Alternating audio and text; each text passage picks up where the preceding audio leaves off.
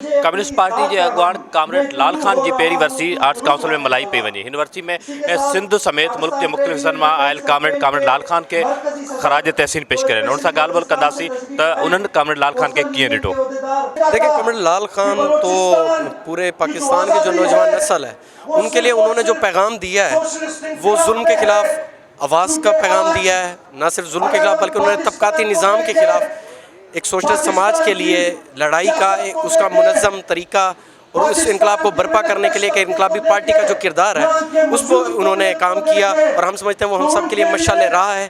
उन्होंने वो बुनियादें तामीर की हैं कि जिन बुनियादों के ऊपर आने वाले दिनों में इस समाज में हकीकी तब्दीली को यकीनी बनाया जा सकता है। कामरेड लाल खान के साथ मैंने 30 साल काम किया और मैं समझता हूँ कि कामरेड लाल खान ने हर मौके पे इस रियासती बहरान को, इस सियासी और माशी बहरान को निज़ाम का बहरान करार दिया। और वो समझते थे कि जब तक ये निज़ाम नहीं बदलेगा, जब तक सरमायादारी निज़ाम का खात्मा नहीं होगा, जब तक साम्राज्यी इक़दामात के ख़िलाफ़ जदोजहद नहीं की जाएगी, ना पाकिस्तान हकीकी मानों में आज़ाद हो सकता है, ना यहाँ पे मेहनत कश अपने हकूक़ हासिल कर सकते हैं, ना ही यहाँ पे समाज पेशरफ्त कर सकता है, ना ही यहाँ पे तालीम आम हो सकती है, यहाँ से जागीरदारी का नहीं ख़ात्मा हो सकता है।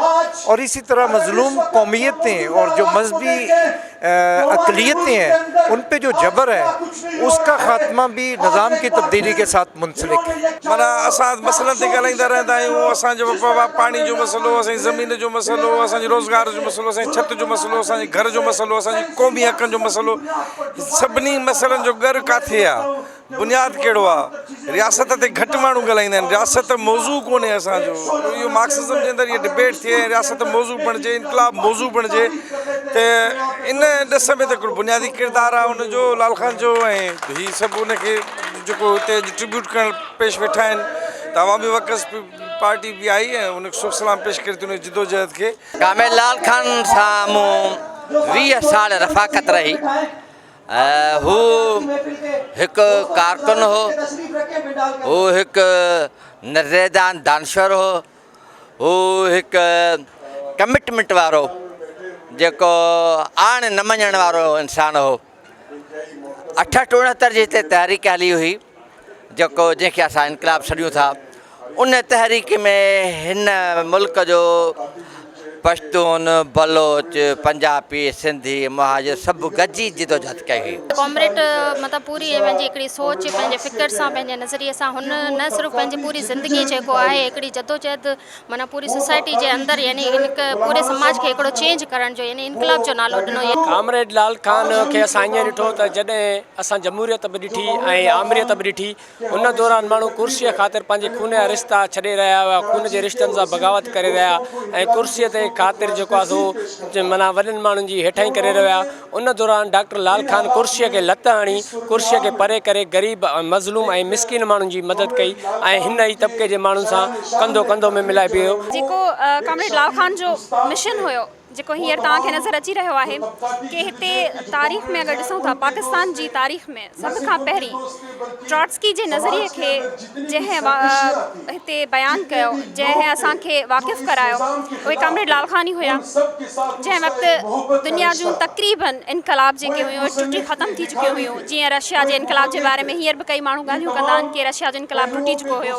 काफ़ी दुनिया जूं ॿियूं बि इनकलाबनि जे हवाले सां। त उन वक़्तु कामरेड लाल खान हिते अची करे नए नज़रिए खां असांखे वाक़िफ़ कयो, नओं नज़रियो असांखे ॾिनो। कामरेड लाल खान ने जो अपनी पूरी ज़िंदगी दी है इस तबकाती जिद्दोजहद के लिए और उस एक नज़रिए के लिए जो कि उसने एक बहुत बड़ी स्ट्रगल की है पूरी दुनिया में, बल्कि पाकिस्तान में नहीं बल्कि पूरी दुनिया में जो इस नज़रिए को फैलाने की एक बहुत बड़ी जिद्दोजहद की है ताकि मेहनत कश तबके की निजात हो सके। हमारा आज का मकसद भी यही है कि कामरेड लाल खान का जो एक मिशन था वो जो अधूरा रह गया है उस मिशन को जो है पूरा करना है। कामरेड लाल खान सिर्फ एक बंदे का नाम नहीं था, उसको जैसे उन्होंने पहले बयान किया कि वो छोटे हैं तो एक बहुत बड़ा आदमी था। ठीक है, कामरेड लाल खान को सिर्फ आप एक नाम में सिर्फ डिफाइन नहीं कर सकते हैं। वो एक कह लें पूरे अहद का एक सिस्टम का नाम था जिसने एक नया सिस्टम, एक रिफॉर्म कह लें कि इंट्रोड्यूस करवाया था यहाँ पे। कि आप कह लें कि यहाँ पे सिर्फ पाकिस्तान से, कराची से नहीं, पूरे पाकिस्तान भर से यहाँ पे लोग उनके कामरेड इकट्ठे हुए हैं कि आखिरकार ऐसी कोई है कि ना फिर उनके पास कोई कह लें कि कोई वो मज़ार था, ना वो किसी कोई नबूवत थी कि जिसके पीछे उन्होंने लगा दी, बट एक नज़रिए के तहत उन्होंने तमाम लोगों को इकट्ठा किया हुआ था, जोड़े रखा हुआ था। जिसकी वजह ये थी कि क्लासलेस सोसाइटी में तमाम लोगों को इक्वल देखना चाहते थे, जिसकी वजह से उन्होंने सिर्फ ना किसी क्लास के कह लें कि बल्कि हर तरह के लोगों को, मजदूर तबका हो गया, वो कह लें मेहनत कश तबका हो गया, वो जितने भी अब तक कह लें कि स्टूडेंट यूनियंस हो गई और जिनकी थी आपके लिए रेलवे में काम करने वाले या किसानों के लिए जितनी उन्होंने आवाज़ उठाई और जितना उनका काम है और जितना लिटरेचर लिखा और तमाम चीज़ें अब तक करते गए, वो किसी भी आम बंदे का काम है नहीं है, वो इंसानी काम ऐसा है नहीं है कि जिसको एक बंदा एक अहद में इतना बड़ा काम कर जाए। सिंध समेत पाकिस्तान जे मुख़्तलिफ़ शहरनि मां आयल कामरेड ऐं कम्युनिस्ट नज़रिए जा जेके हिते अॻुवाण पहुता, हुननि समूरनि इहो ई चयो आहे त कामरेड लाल खान जो जेको मक़सदु हुयो, जेको हुनजो विजन हुयो, जेको हुनजो थाट हुयो, उहो ई सिंध जे पोरियत तबिके जे हक़नि जो रस्तो आहे ऐं उन ई ज़रिए हलंदे सिंध जा पोरियत तोड़े पाकिस्तान जे जेके पोरियत उहे पंहिंजे हक़ हासिलु करे सघंदा। कैमरामैन शमीर सां गॾु फ़कीर सलीम, टाइम न्यूज़, कराची।